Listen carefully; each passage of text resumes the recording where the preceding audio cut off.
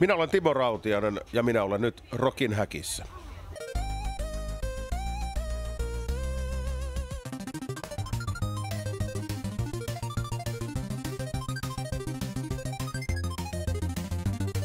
Rautiaisen Timo ja Tuska 2025. Hienoa, että otit minut vastaan tähän ja on ilo haastatella itse teikäläistä.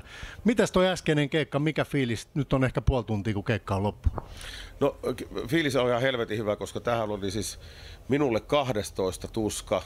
Sitten kolme miestä ryhmässämme, Nipa, Jarkko, Jari, niillä oli 11 Tuska, tai Nipalla ja Jarkolla oli 11, en muista monesta Jarilla, mutta rumpalimeille Aksulla oli ensimmäinen Tuska. Hän ei ole koskaan soittanut Tuskassa, eikä ollut muilla ryhmillä ja meidän kanssa, että oli hänellä toinen keikka, niin tämä oli sellainen erikois special show, juuri tällä setillä ensimmäinen keikka, aivan loistava. Ja yleisö oli todella paljon, me odoteltiin, että eihän tänne tullut tuohon aikaan päivästä ketään. Että saadaan keskenämme siellä pullistella, mutta tämä oli todella positiivinen vastaanotto ja todella positiivinen yllätys ylipäätään. Eikä se pettänyt, Tuskassa on aina helvetin hyvä meininki. No kyllähän se siltä näyttikin ja tuonne yleisön sekaan, missä itsekin olin, niin teillä oli aika hyvä energia. Siltä se vaikutti niin kuin ulospäin. Niin onko siinä nyt esimerkiksi uusi rumpali, Aksu sanoit, että oli eka kertaa Tuskassa, niin kuinka paljon uusi rumpali on tuonut lava-energiaa mukaan tähän touhuun?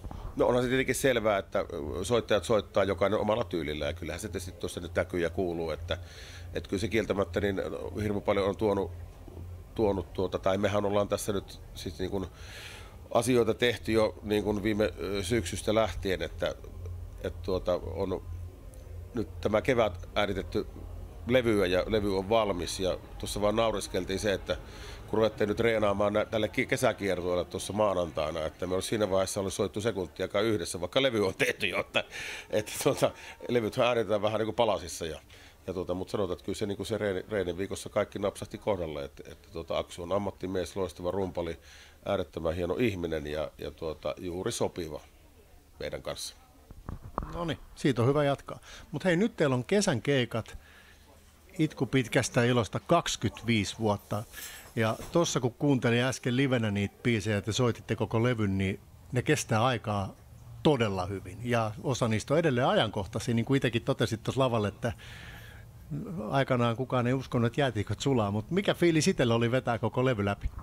No sehän siinä tulee semmoinen epäuskonen olo, että kun noita soittaa Tuskassa, missä on silloin aikanaan soitettu, niin unohtaa sen, että no sen kokee kyllä sitten kantapään kautta kaksi asiaa, kun ääniala on vähän madaltunut. Että siinä on osa biisistä menee todella korkealle ja ne on ollut vähän semmoisia, mitä mä jännitin tässä ja joutunut tosiaan tuommoisella hengityslaitteella availemaan kurkkua, että pääseekö niin ylös vielä. Ja toisaalta, jos ääniala on laskenut, niin paino on noussut, että kyllä se takki on aika märkä.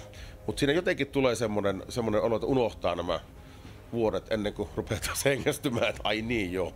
Mutta kyllä siinä hyvin niin kuin nostalginen olo tulee, että niitä tuossa äsken mietiskelen just noita biisejä soittaessa ja minkälaisia kuvia siellä esimerkiksi oli levyn kansissa ja mietin sitten vaikka Hiljasta biisissä, mikä Tuomalan Tomi teki loistavan tekstin siihen aikanaan ja itselläni nuorimmaisen lapsen kanssa silloin oli niin kuin todella kovat paikat hänen sydänleikkauksen takia ja no kaveri on 27-vuotias ja se hyvin menee, että elämä menee eteenpäin joka suhteessa, mutta kyllä se täytyy sanoa, että siitähän jossakin vaiheessa taistelin sitä vastaan, kun sanottiin, että se on meidän niin kuin paras levy.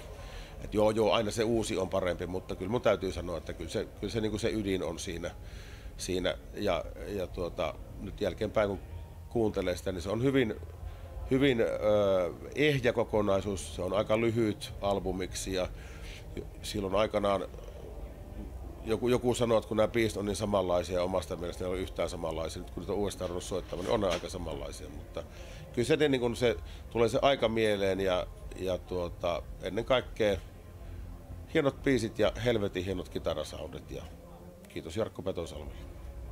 Kyllä. Ja toi, mikä siinä oli tietysti mulle ehkä oli, niin kuin tajusin vasta ihan jokunen kuukausi sitten, että siinä on Rahat ja henkibiisin, niin Annalla Marko on tehnyt tekstin, niin miten Markon teksti päätyi sulle ja teidän levylle?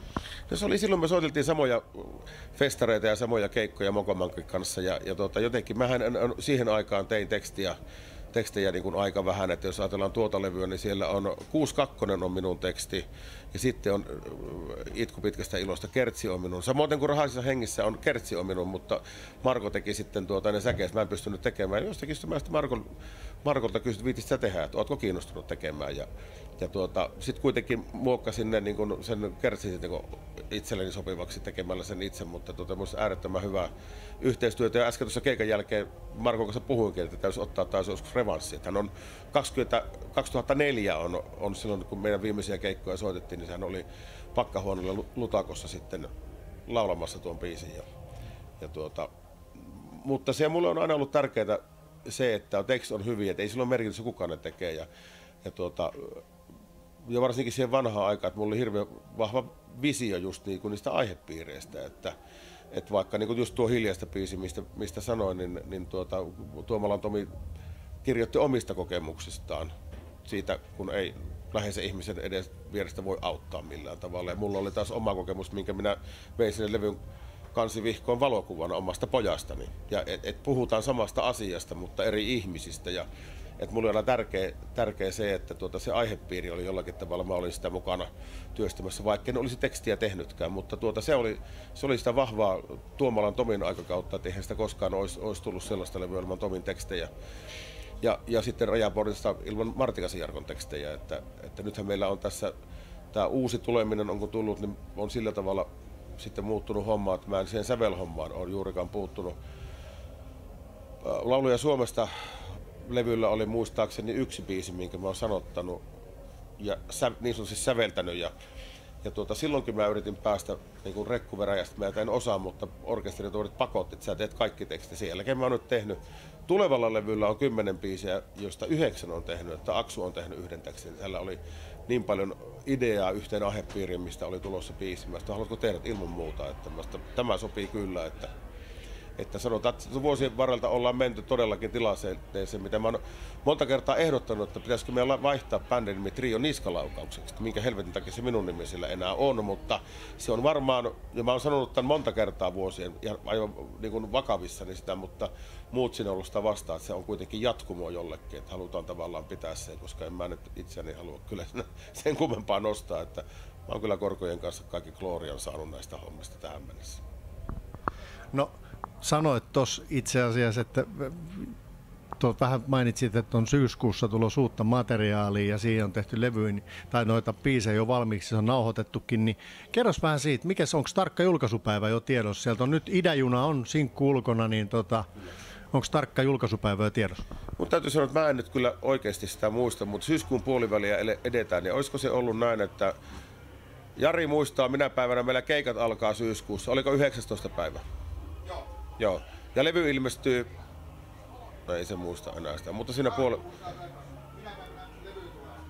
kuunnellaan uutisia oven takaa. Mikä on levy ilmestymispäivä syyskuussa? 12. Aha, 12. syyskuuta. Ja tosiaankin tuossa nyt sitten vielä aivan niin kuin lopullista päätösnuijaa ei tässä viikonlopun aikana on lyöty, mutta keikan aikana päätin, että levyn nimi on Tuomiojärvi, josta kyllä puhuttiin, että se oli suosittu ehdokas, mutta mä ajattelin, että sanotaan se näin, niin ei voi enää vaihtaa sitä, että Tuomiojärvi on albumin nimi. Ja sehän tietysti viittaa Jyväskyläläiseen järveen, mutta toisella myös tähän maailman meininkiin, että valitettavasti. Mutta vaikka aihepiirit on synkkiä, niin siellä on kuitenkin sellaista niin kuin valon pilkahdusta ja inhimillisiä tunteita, että niin kuin Idäjunassakin, että kyllä ja on erilainen todellakin nyt, hyvin erilainen levy, koska äänittäjä on muuttunut, miksaaja on muuttunut, masteroja on muuttunut ja biisinteko homma tietysti tekijätkin on vähän muuttuneet, että se on, me ollaan hyvin innostuneita siitä.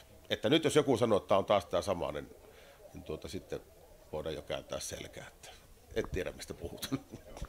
Mutta toisaalta nyt sitten kuulostaa taas mun korvaa siltä, kun näitä sanoit, että maailma on muuttunut, mutta toisaalta ne aihepiirit on siellä edelleen ja nehän on ollut teillä kuitenkin aina ja ne on aika niin kuin läheisesti ja lähtöisesti käsitelty. Niin mun mielestä sekin on aikamoinen taito, mikä teillä on siinä touhussa.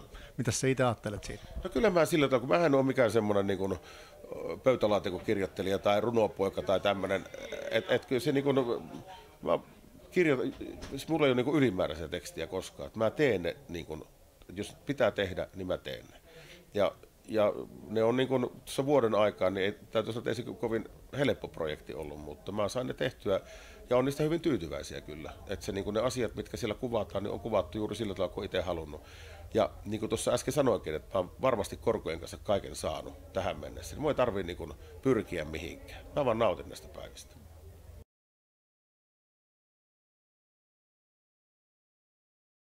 Kiitos Timo haastattelusta. Näihin kuviin, näihin tunnelmiin. Kiitoksia ja hyvää kesää kaikille. Nähdään syksyllä. Kiitos.